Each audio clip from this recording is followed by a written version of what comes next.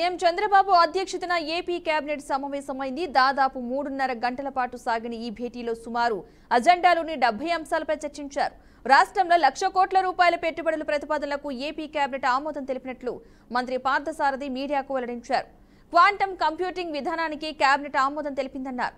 Quantum computing సంస్థలు, నిపుణులు, quantum computing విడిభాగాల సంస్థలకు ఏపీ కేంద్రంగా మారబోతుందని అన్నారు. $1 బిలియన్ పెట్టుబడులు ఆకర్షించడమే క్వాంటమ్ కంప్యూటింగ్ మిషన్ లక్ష్యమన్నారు. 5,000 మంది నిపుణులు, స్టార్టప్ రాష్ట్రానికి వస్తాయని అంచనా వేస్తున్నట్లుగా పేర్కొన్నారు.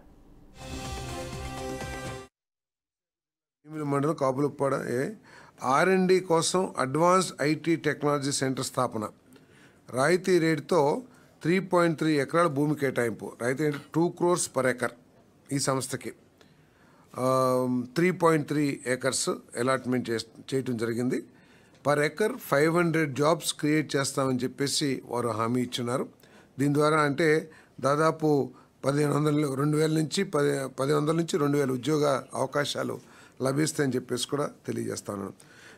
Mothers and technology services limited ఈ సంస్థ 109.73 కోట్ల పెట్టుబడితో 700 ఉద్యోగాలు కల్పించే విధంగా మరి ఏపీ లిఫ్ట్ పాలసీ 4O కింద అంతర్గత డిజిటల్ పరివర్తన కోసం విశాఖ జిల్లా భీమిలి మండలం కాపులపాడులో IT park, IT R&D centre మరియు గ్లోబల్ క్యాపబిలిటీ సెంటర్ స్థాపన నిమిత్తం 3.55 ఎకరాల కేటాయింపు,